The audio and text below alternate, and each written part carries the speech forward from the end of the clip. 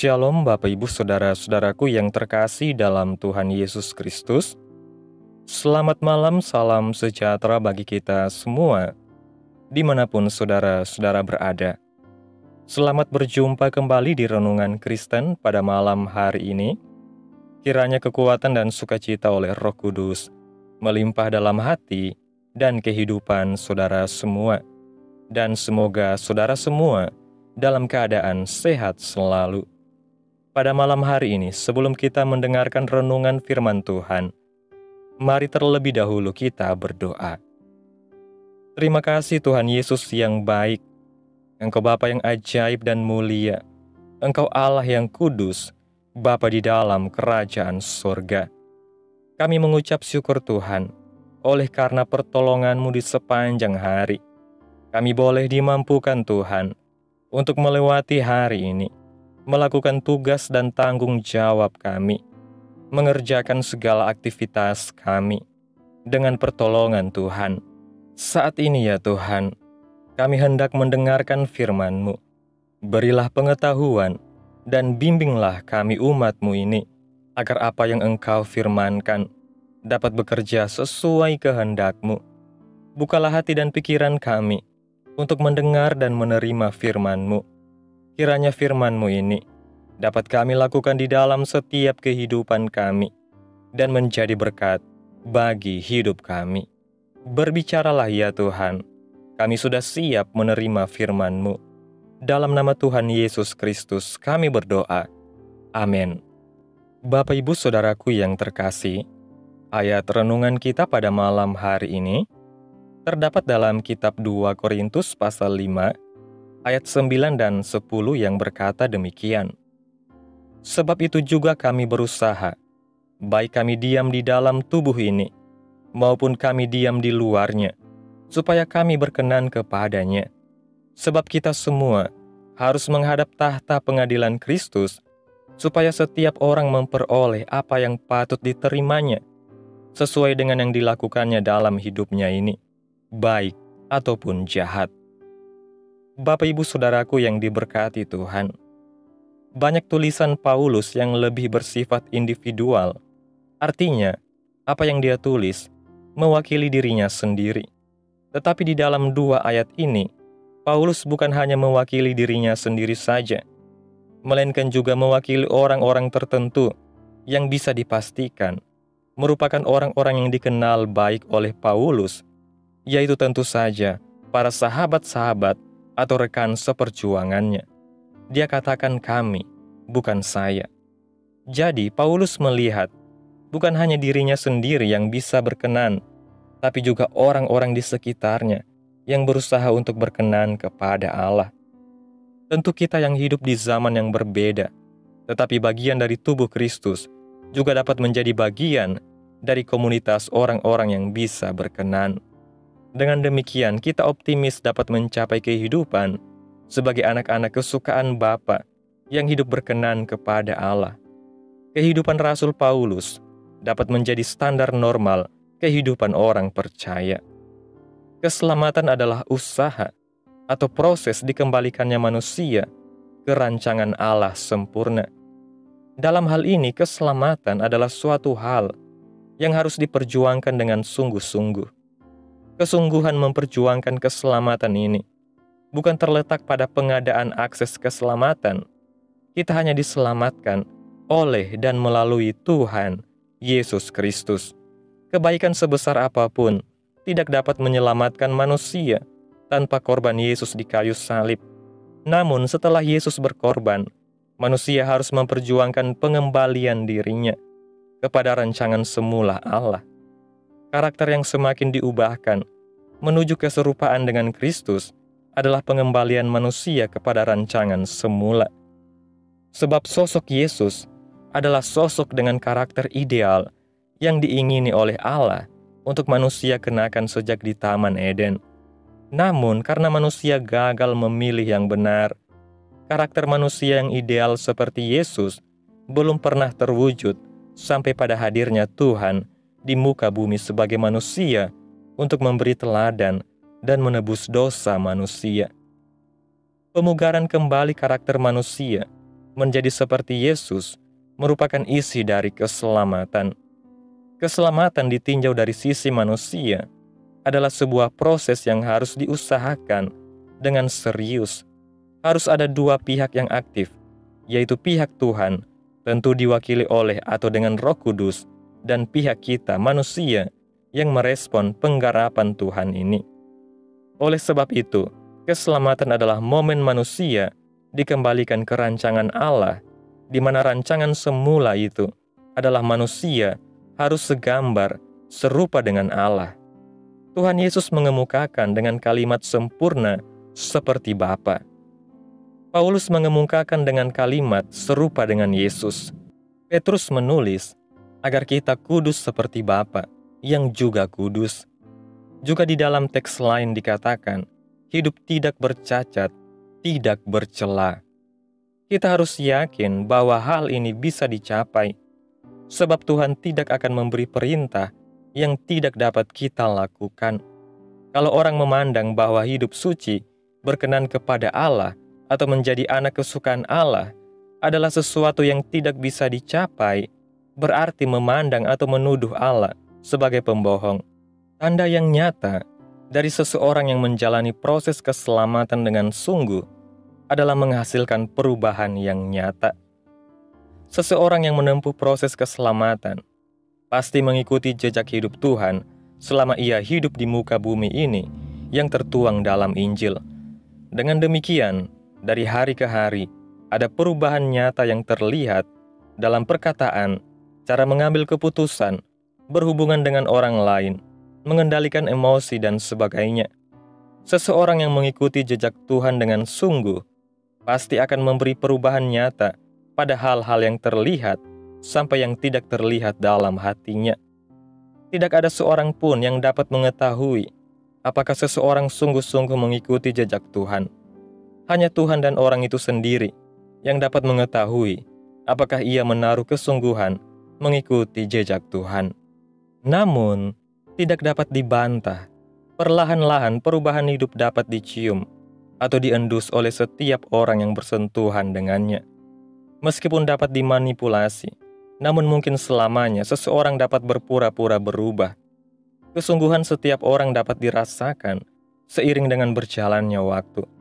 Lebih dari itu, jika seseorang sungguh mengikuti jejak Tuhan dan berurusan dengan Tuhan secara pribadi, tentu ia dapat merasakan Tuhan secara nyata.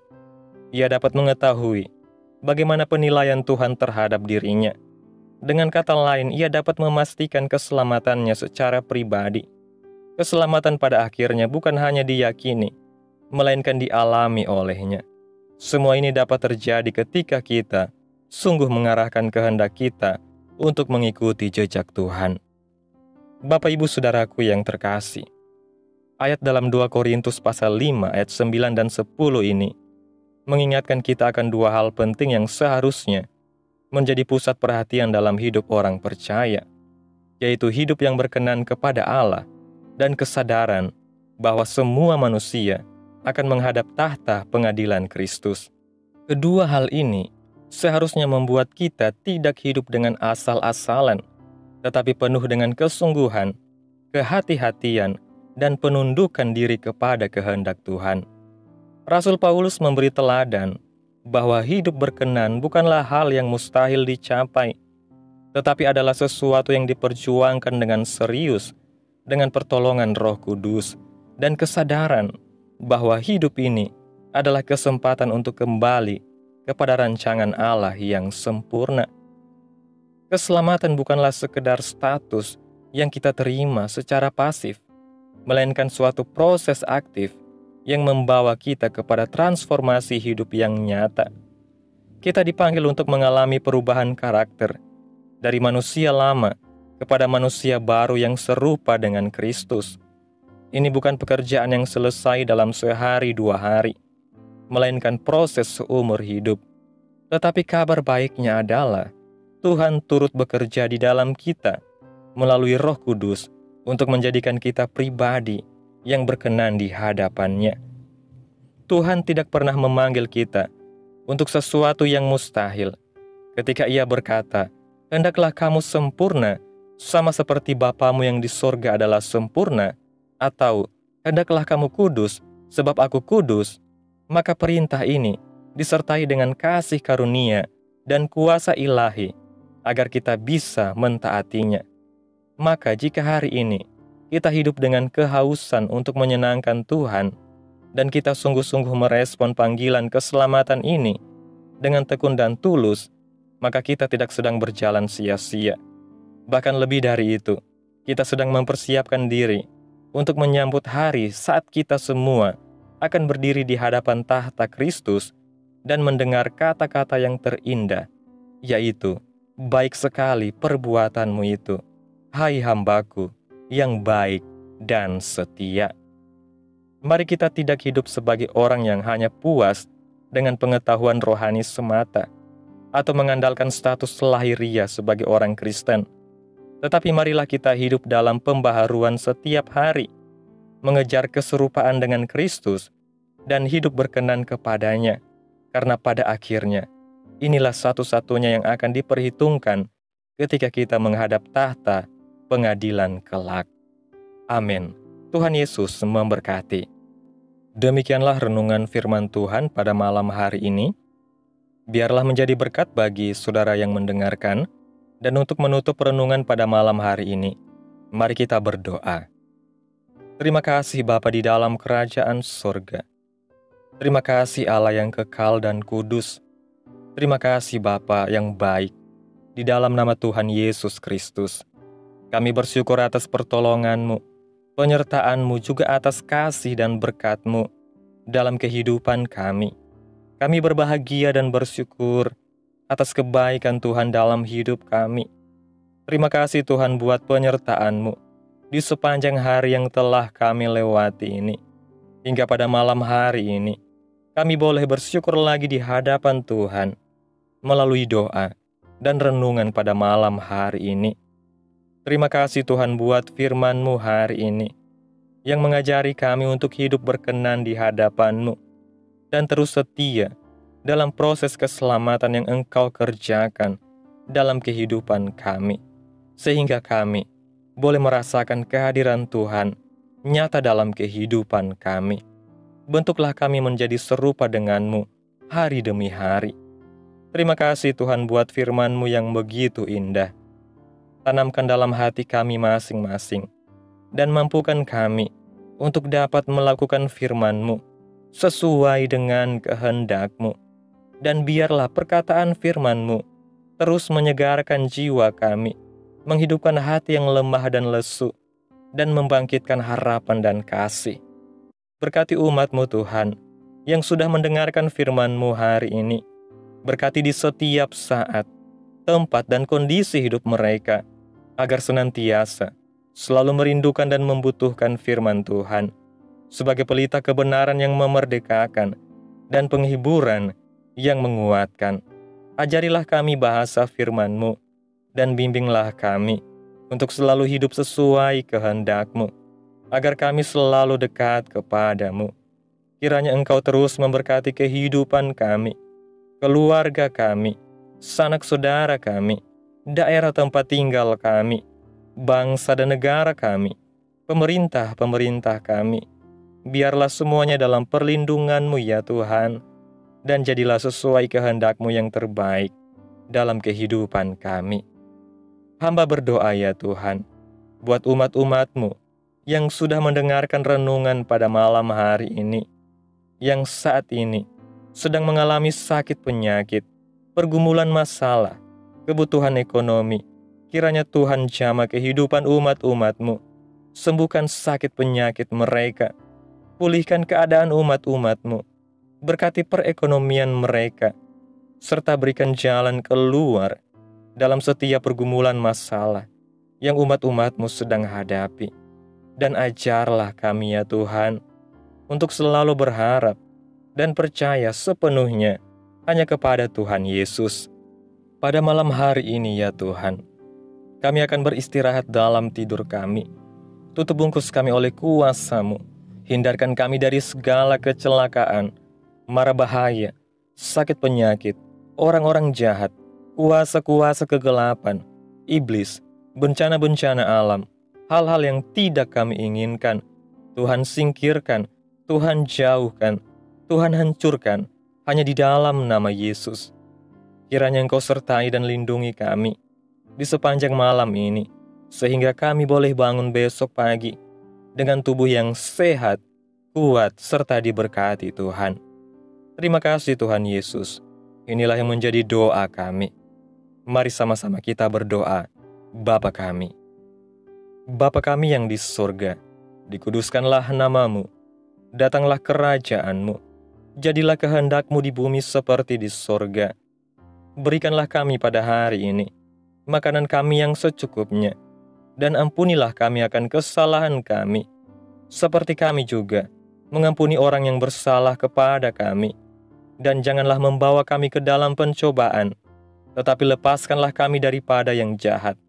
Karena Engkaulah yang mempunyai kerajaan, dan kuasa, dan kemuliaan, sampai selama-lamanya. Amin. Mari sama-sama kita terima berkat Tuhan. Tuhan memberkati engkau dan melindungi engkau. Tuhan menyinari engkau dengan wajah-Nya dan memberi engkau kasih karunia. Tuhan menghadapkan wajah-Nya kepadamu dan memberi engkau damai sejahtera. Terimalah berkat Tuhan di dalam nama Tuhan Yesus Kristus. Amin. Selamat malam. Selamat beristirahat. Tuhan Yesus memberkati.